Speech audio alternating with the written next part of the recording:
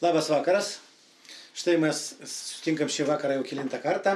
Šiandien pas mus svečiuose Krikščionių demokratų partijos. Krikščionių partijos. Atsiprašau. Krikščionių partijos atstovė Rasa Jocevičienė.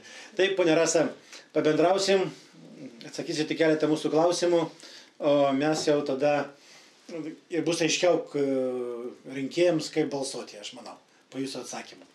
Tai pirmas klausimas labai bus toks paprastas. Lietuvoje iš tiesų vis mažėja žmonių. Kaip jūs manot, jeigu būsit Seimo narė, kaip spręsit šitą problemą migracijos? Na, migracijos problema tai visų pirma darbo vietos. Ir mūsų partija kaip tik savo programoje yra numačiusi punktą emigracijai mažinti. Tai būtent darbo vietų kūrimas, verslo skatinimas, ypač smulkaus. Labai dažnai galbūt populiariai kalbama, kad verslą skatinti, dėja kaip. Visų pirma, ką jau ir padarė Vagnoriaus vyriausybė, būdama Lietuvos nepriklausomybės pradžioje, kad neapmokestinti tų, kurie steigia darbo vietas. Tai labai paskatino investicijas į Lietuvą ir iš tiesų tuo metu, kai buvo rezultatas, kai buvo Lietuva ir blokados sąlygomis ir vis dėlto patys pirmieji nepriklausomybės metai ir valiutos keitimas ir visa tai tikrai buvo labai sudėtinga, bet Lietuvos biudžetas buvo teigiamas, pliusinis. Tai ką rodo? Ta rodo, kad vis dėlto investicijos ir darbo vietų kūrimas, kai nereikia iš tiesų iš karto mokėti didelių mokesčių, skatintų žmonės, ypač jaunus žmonės. Tuo labiau, kad talentingų žmonių šiandieną pas mus labai daug. Daug kas baigia aukštąsias studijas ir vis dėlto išvyksta į užsienį. Supratau, čia mūsų iškart mes galėsim pereiti prie kito klausimo, todėl kad iš tiesų jūs dabar jau pradėjot kalbėti apie tai, kaip galima gaivinti ekonomiką. Tai pasakykit, kokie veiksmai turėtų padaryti ekonomikai, kad žmonių gyvenimas pagerėtų Lietuvoje? Vėl aš galiu grįžti prie to, kas jau ir buvo padaryta. Visų pirma, tai nemažinimas atlyginimų ir pensijų pakels Lietuvos ekonomiką, bet priešingai jų didinimas. Kai tuo metu į apyvartą išeina daugiau pinigų, mes kiekvienas eidamas daugiau perkame. Mes už duoną, už sviestą, už bet ką pirkdami mokame PVM. Visa tai grįžta tikrai į biudžetą. Ir štai tas šiuo metu, kai yra padidinima 50 litų, atrodo, minimalus atlyginimas, man atrodo, po keletos mėnesių tikrai mūsų finansų ministrė paskaičiuos, ar biudžetas sumažėjo, ar padidėjo. Tai tik skatinimas didinant atlyginimus, didinant pensijas, galima papildyti, pradėti lopyti ir biudžeto skylės. O kokie dar veiksmai galėtų, įtakoti? Be to, kad, daugiau darbo turėtų, gal ką nors dar? Smulkaus verslo skatinimas, smulkus verslas. Daug mes šiandien galime kalbėti ir aš asmeniškai pati nesu atitrūkusi nuo to. Ir jeigu tik tai įmonė įsikūrė, iš karto mokesčiai, iš karto sodra, dideli mokesčiai, sakyčiau. Ir po investicijų į savo verslą, kiekvienam verslininkui vėl pradėti ir mokėti atlyginimus ir neblogus atlyginimus geriems specialistams, iš tiesų tai yra labai sudėtinga. Jeigu valstybė būtų suinteresuota smulkaus verslo plėtra, tuo metu aš manau galima ten kažkiek tai ar sumažinti, ar išvis netgi verslininką atleisti nuo tam tikrų mokesčių, man atrodo, bus tik pliusas, nes tą pajaus po metų ar po 2. Kadangi jauni žmonės šiandien jie nori uždirbti. Pono Masiulio nuskambėjo toksai žodis, kad kas neuždirba 5000, tai arba vagys, arba ubagai, ar kaip jis ten įsireiškė. Tai aš įsivaizduoju, mes šiandien ir pedagogai, ir tokia didžiulė masė žmonių, kad iki 5000 toli gražu, didelė svajonė uždirbti.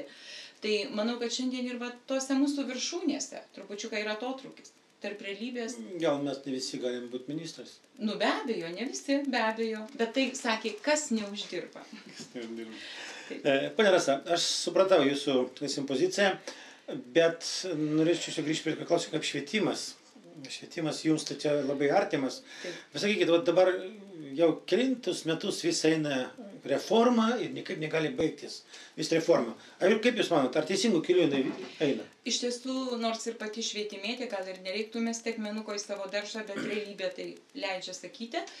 kad ta reforma yra nesibaigianti ir mūsų pedagoginė visuomenė, tiek ir tėvus, ir mokinius, ir studentus, tiesiog iš vėžių muša ta kaita, pastoviai kaita. Kaita kiekvienais metais keičiasi egzaminų tvarka. Kažkas tai visada keičiasi, programos, kaita ir kaita, o tai nėra to stabilumo ir, na, čia turbūt daug kalbėti ir net nebereikia. Toliau, dažnai sakoma, nėra pinigų. Yra pinigų. Šiandieną mes esame prikūrę labai daug institucijų ir palyginkim, ką jos duoda. Na, sakykime, išorės auditas, kuris vykdomas šiandien mokyklose, švietimo skyriaus funkcijos, tai lygiai mokyklos patikra. Nustato mokyklos gerasias, mokyklos silpnasias, viskas tvarkoj. Bet tai tada turėtų ar auditoriai tą nustato ir pakanka. Mokykla žino, parodo mokyklai kelią ir jinai eina savo keliu. Ar švietimo skyriaus specialistai. Nes jau dabar tik auditoriai mokyklose patikras atlieka. Tarsi švietimo skyriaus specialistų ir nereikia. Dubliuojasi. Toliau. Na, jeigu mes imsime ir egzaminų plėtotės centrai dar visokie, ypač tų ir valstybinių egzaminų mokytojų važinėjimai į Vilnių, taisymai tų darbų, galima visą tą tikrai padaryti visiškai kitaip. Juk laikydavo tos egzaminus ir čia, ir mokytojų komisijos taisė. Viskas tai kainuoja. Toliau vėl prie krepšelio metodika visiškai paseno. Taip, savo laiku krepšelis atliko savo vaidmenį, jisai suvienodino mokyklas. Leido kiekvienai mokyklai gyvuoti, nes kur daugiau mokinių, didesnis krepšelis, didesnis biudžetas. Kas atsitiko šiandien? Šiandieną mes esame Lietuvoje, dirba mokytojai, turime dirbti vienodomis sąlygomis, mūsų vaikai turėtų mokytis vienodomis sąlygomis. Deja, jeigu krepšelis yra neigiamas mokyklai, mokykla negali nusipirkti vadovėlių, mokykla negali nusipirkti mokytojų ugdymo priemonių, ji visiškai skirtinga nuo tos mokyklos, kuri turi savo teigiamą krepšelį ir visą tai gali įsigyti. Tai iš tiesų ta metodika jau jinai yra pasenusi ir ją iš tiesų reikia keisti. Ir mes kaip tik savo programoje irgi yra įrašyta, numatoma, kad ypač kaimiškose vietovėse to krepšelio jisai visiškai kitaip turėtų būti skaičiuojamas. Ir dar didžiulis dėmesys daugiafunkcinių centrų kūrimui. Ten, kur mokyklos jau, sakykime, nyksta, taip grubiai pasakykime, iš tiesų, kaime gyvena jaunų šeimų ir čia nepaslaptis, yra ir mamos, reikia vienai galbūt į studijas išvykti, kitai kažkur tai vėl išvažiuoti. Ir daugiafunkcinių centrų tikslas leisti tai mamai, sudaryti sąlygas 3-4 valandom palikti vaiką. Dar kita kryptis, vaikas būtų užimtas mokykloje, nuo ryto iki vakaro. Ir vėl sakys lėšos, nereikia didelių lėšų. Yra kultūros darbuotojai, kurie dirba. Meno vadovai, dramaturgai, sakykim, vaikai paruošia pamokas, jie ateina į mokyklą, jie gali su vaikai šokti, dainuoti, vaidinti. Darbo diena baigėsi, tėvai pasiima vaikus. Tai iš tiesų ir, man atrodo, ir tėvam tai yra patikimiau ir ta labiau, kad užimtumas. Gerai, galbūt, jeigu tik tapsit Seimo nare, turbūt tiksiai eisit tiesiog šio keliu. Iš švietimo. Taip, ir eisite švietimą jau, turbūt problemos prie švietimo. Švietimas, čia aktuali problema. Bet dabar mes vis tik kalbame apie tai, ar reikalinga mūsų šaliai atominė elektrinė. O jūsų kokį manimą? Mano, kaip ir mūsų visos partijos, to labiau ir inicijavo šį referendumą, Krikščionių partija, be abejo, jos nereikia. Ir, vyko labai daug diskusijų. Aš žinau iš savo kolegų, buvo kviesta mokslininkų, eksperimentų, kurie niekas nežino tos vizijos, to galutinio rezultato. Ir aiškiai tik taip teigia, kad pastačius tą reaktorių, tą elektrą mes pirksime brangiau. Kai tuo tarpu nuo 14 metų mes galime tinklus atidaryti su vakarais. Dar kitas dalykas yra vietinio kuro panaudojimas. Įvairiausios žaliavos tos, kurios šiandien kiekvienas ūkininkas jų turi. Ir vėl pagalvokime, ar tai nebūtų natūraliau ir geriau statyti elektrinės ir, atsiprašau, ne elektrinės, bet, šildymo sistemą pajungti toms antrinėms žaliavoms, perdirbti ir jas kūrenti. Tai ir darbo vietos, ir ūkininkai, ir visa tai suktųsi čia Lietuvoje. Man atrodo, dar kyla klausimas ir iš vis aišku jau, nes jau japonai pereina prie to, kad atsisakyti atominės, iš vis atomų. Ir, na, manau, ar jinai ten pigi ar brangi, bet šiuo atveju ir tas toks reaktorius, kuris nereikalingas ne vienai valstybei, tuo labiau mes matome tą situaciją tempia kažkodėl partnerių mums taip pat neatsiranda, tai vėl kyla klausimas, kodėl mes turime prisijimti ir dar už tokią sumą pinigų, kai mums tenka parduoti visą savo ateinantį gyvenimą, ne tik savo, bet ir vaikų ir anūkų. Supratau. Aš supratau jūsų poziciją dėl atominės elektrinės, kad jos nereikia Lietuvai. Taip, ir tik dar naudodamas į progą tikrai pakviesčiau žmonės išsakyti savo nuostatą. Daug čia kalba, kad tai tas referendumas, jisai yra patariamasis ar nepatariamasis, bet vis dėlto mūsų konstitucija teigia tai, kad valstybė, kiekviena valstybė spręsdama esminius klausimus turėtų atsiklausti savo piliečių. Juk mes esame pilietinė visuomenė. Taip, aš sutinku su jumis. Pane Rasa, pasakykit, vis dėlto, kaip tai nebūtų Lietuvoje, labai daug žmonių gyvena netgi oficialiai žemiau skurdo ribos. Kur tai, kas sako, vieni kalba 60%, kiti netgi įvardina 70%. Pasakykit, prašau, jūsų manimo, kokie problemos sprendimai yra, kokie būdai, kad pas mus skurdo mažėtų? Taip, kalbame, galbūt aš išskirčiau dvi pusės. Yra tokių žmonių, na, vėl aš galbūt sugrįšiu tą turimą skurdo ribą. Yra mieste, nesakoma, bet yra daugiau turbūt kaime. Ir turbūt reikia prisiminti tai, kad šiandieną į kaimą daugelį vietovių sugrįžo, sakykime, tie vaikai, tie sūnus ir dukros, na, kurie neteko darbo mieste ar dar kažkaip. Tai viena tokia invazija į kaimą, kuri, na, verčia tarsi žmonės gyventi iš mokamų mūsų mokesčių mokėtojų jiems teikiamų pašalpų. Deja, ir pačių žmonių veiklumas, turėčiau pasakyti taip pat, nes vėl kai kurios šeimos, kurios neina ir neprašo tos, na, sakykime, išmokos, ar kaip be pavadinti, jos kažką sugalvoja ir daro, ypač kaime, sakykime, tikrai darbščios šeimos, kurios nedegradavę šeimos, jos ir augina gyvulius, ir tas pienas priduodamas, ir maistas, sakykime, ir daržovės auginasi, žmonės pragyvena, bet nepamirškime, kad jie turi ir savo atžalą, savo vaikus, kurias reikia išleisti į mokslą.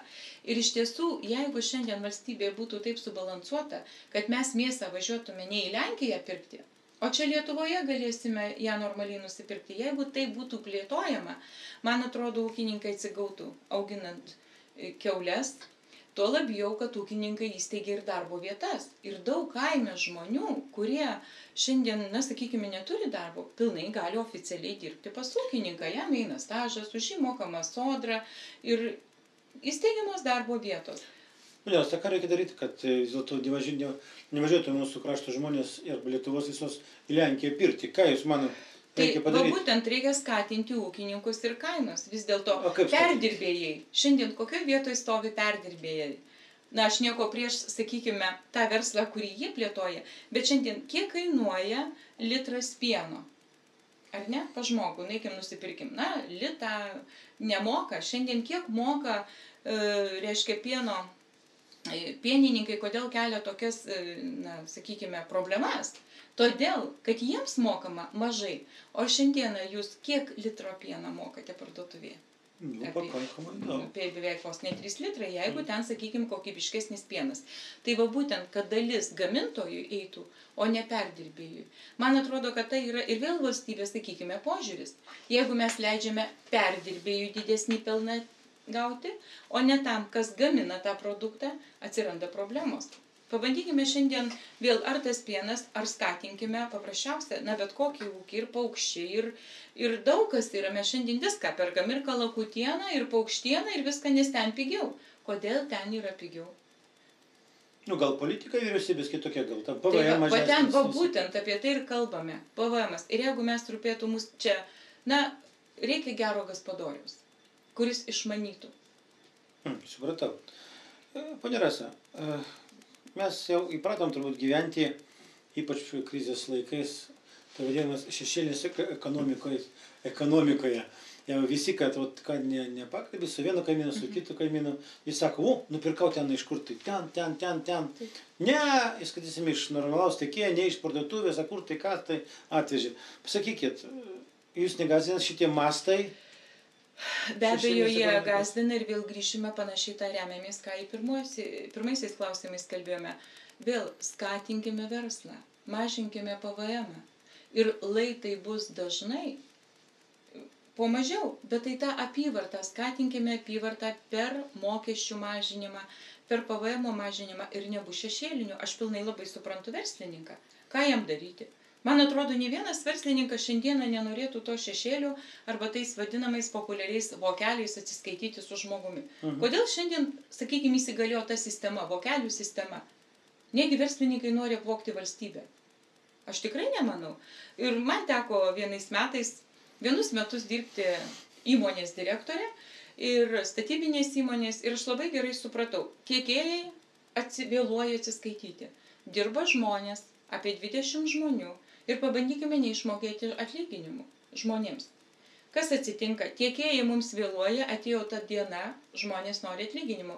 Įplaukė į mūsų sąskaitą 10 000, Sodra paėmė ir nusirašė. Tai jeigu valstybei rūpėtų, tą 10 000 mes būtume pamokėję darbuotojams, jie gavę pinigus atėjo į parduotuvę, kiek PVM atneštų į valstybės biudžetą. Manau, tikrai nemažai. O štai paėmė, ir tokie... Tas toks požiūris, aš manau, tai ir skatina. Tikrai ne vienas verslininkas nepasiruošęs nemokėti mokesčių ir tuo labiau šiandien ir moka verslininkai ir didelius mokesčius, iš ko mūsų valstybė gyvena. Tas, kas dar liko ir kas dar kvėpuoja. Bet kvėpuoti jiems yra labai sunku. Manot, liks ką nors? Prašau? Ar liks dar kam dirbti arba kurti, skaitysim? Todėl aš ir... Taip ir mąstome. Šiandien ir daug, manau, ir tuose mažose partijose, ir pavieniuose žmonėse yra daug idėjų, daug sumanimų, daug naujų žmonių ir veidų. Bet kai mes renkame, vis sakom, daugiau nebalsuosiu, daugiau neisiu, bet taisyklė kaip taisyklė. Mano gyvenimo amžius leidžia tai matyti. Visą laiką tuos pačius Seimo narius matome. Ar keičiasi pozicija Lietuvoje? Todėl rinkėjai turėtų pasirinkti naujus veidus, naujus žmonės, kurie ateina galbūt su naujom idėjom ir, su savo patirtim. Tai gal jūs tada pasakysit, kodėl jūs pati kandidatuojate į Seimą dabar man? Aišku. Klausimas, aišku, įdomus, kodėl aš kandidatuoju. Taip. Aš manau, kad mano darbo patirtis, tiek ir vadybinė, tiek ir administracinė, tiek ir mano veikla, kadangi jinai yra gana plati ir aš esu ir mama, ir močiutė, ir mokytoja, ir bendruomenės pirmininkė, ir partijos pirmininkė. Pati turiu ir ūkį, ir verslą plėtojam. Ir manau, kad šiandien labai plačiai matau, kas vyksta Lietuvoje. Ir, dažnai sakoma, vienas tu nieko nepadarysi arba nepakeisi. Aš taip sutinku, negi ateis čia ir kažką viską aukštinkojom pakeist.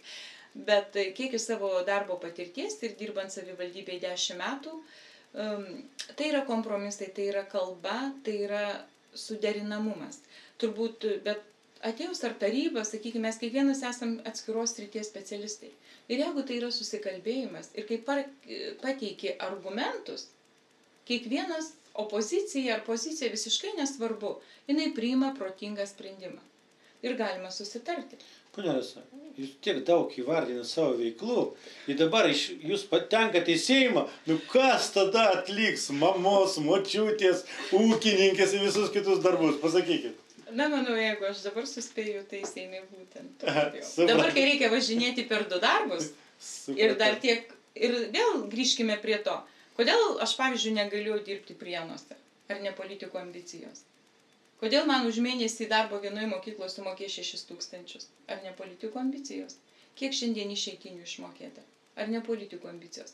Tai kai mes atsikratysime tų visų politinių ambicijų ir matysime, kad mes gyvename šiandien, mes turim ne ambicijom vadovautis, o protingais veiksmais ir darbais, tai man atrodo, mes daug kur laimėsime. Finansiniai srity, žmonių gerovės, tarpusavio santykiuose ir būsime ir prieš tą rinkėją, kur šiandien sako, kad ta politika nešvari. ir patys prie save, na, išliksime bent pilnaverčiais piliečiais. Aš manyčiau. Jos, nu, pasvajojau, jūs jau Seime. Jau renkatės savo kėdę, kur ten statysės patogiau. Nu, bet kokiam komitete norėtume dirbti? Be abejo, švietimo. Ir koks būtų pirmas jūsų, taip, jeigu jums tektų kokį tai pataisą paruošti arba kokį tai įstatymą paruošti, kokia būtų iniciatyva pirma? Ką jūs norite padaryti? Visų pirma, tai peržiūrėti visas šiandien esančias švietime institucijas ir pasižiūrėti, kokią tai yra duoda naudą. Na, vėl dabar naujas dalykas, sakykime, kompetencijų nustatymas skiriant mokyklos vadovus. Na, sakykite man, kas šiandien pasakė jau, kiek kainuoja tai valstybei ir ką tai davė, kokią tai naudą. Kokia situacija atsiduria savivaldybės organizuodamos konkursus. Tai jeigu vadovai nustatė kompetenciją ir kas ją nustatė? Ekspertai kažkokie. Man tai keistai dar atrodo šis sudubliavimas. Sakykime, eina vadovas į konkursą, na, jisai vadovas, turintis tam tikrą vadybinę kategoriją, kurį taip pat ekspertai jau tyrinėjo jo konkretų darbą, įvertino jį, jam suteikė tokią kategoriją. Ir štai norėdamas pereiti dirbti į kitą įstaigą, jis važiuoja pas ekspertus į Vilnių ir dažnai tai nepraeina. Tai šiandien kas tai blogai dirbo? Arba tie ekspertai, arba šitie ekspertai. Tai va čia prasilenkimų jų labai daug. Ir va tokių kelių, kur jie neveda į vieną bendrą, o kažkaip šakojasi švietime, kaip ir visur kitur, yra labai daug. Supratau. Taip, ponia Rasa, dabar turbūt rinkėjai laukia, kągi jūs pasakysit jiems, kad būtent ateitų jie spalio 14 ir įmestų ten tą lapelį, kur būtų užbraukta jūsų pavardė. Taip. Prašau. Ir ne tik vienam lapelyje, bet dviejose lapeliuose. Nu, supratau. Tai prašau, jums žodį. Taigi, gerbiami rinkėjai, už keletos dienų mes visi atliksime pilietinę pareigą. Turbūt kiekvienas jau esame apsisprendę, pasirinkę, iš tiesų ir vienmandatėje mūsų labai daug kandidatų, netgi 13. Taip pat einant pagal partijų sąrašus, daugia mandatinė arba daugia partinėje toj sistemoje, taip pat yra labai daug kandidatų ir mūsų, bet aš siūlyčiau pasirinkti ir žengti jau patikrintą kelią ir būti pilietiškiems. Ir manyčiau, kad tikrai turi teisę paraginti balsuoti už Krikščionių partiją numeris 11, na, o kadangi šio krašto kraštietė jūsų yra numeris 15, ir dar noriu pasakyti, kad buvęs susisiekimo ministras, prienietis, balbieriškietis, taip pat yra ir Algimantas Žvaliauskas. Todėl mūsų partijoje 2 šio krašto atstovai, kurie, manau, tikrai daug ką galėtų padaryti rajono gyventojų labui, tuolab, kad yra patirtis, yra kompetencija, yra matymas ir konkretūs veiksmai.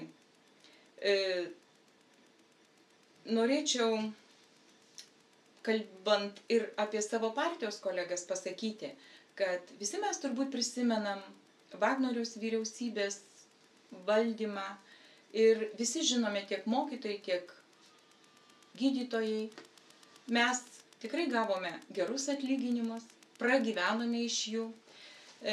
Kilo kainos, kilo ir atlyginimai. Todėl aš siūlyčiau rinktis jau patikrintas permainas ir leisti galimybę pabuvoti tiems žmonėms, kurie dar ten nebuvo. Manau, tada bus ir naujų idėjų, ir naujų darbų, ir naujų siekių. Na, o mes piliečiai tikrai ateikime ir atlikime savo pilietinę pareigą. Jūs turbūt balsuosit už Krikščionių partiją? Tai be abejo. Supratau. Nu kągi, noriu jums pasakyti, kad kai Vitrinos televizija kaip ir baigė savo laidas, čia buvo paskutinė laida, rinkimai 2012, ir pristatau, kad mes kalbėjome su Krikščionių partijos atstovė Rasa Juocevičienė ir kad dalyvaus jinai, tai Rasa Juocevičienė dalyvaus ir vienmandatėje apygardoje ir turbūt partijos sąrašuose. Taip. Tai jeigu patinka, tai jūs balsuosite taip, bet daug buvo kandidatų, turbūt atsirinks mūsų krašto rinkėjai, tai vat, bet pagrindų, kad jie ateitų turbūt. Ateitų į rinkimus, o ten jau kaip Dievas duos. Taip, pilietinę pareigą privalom atlikti. Gerai, ačiū už pokalbį.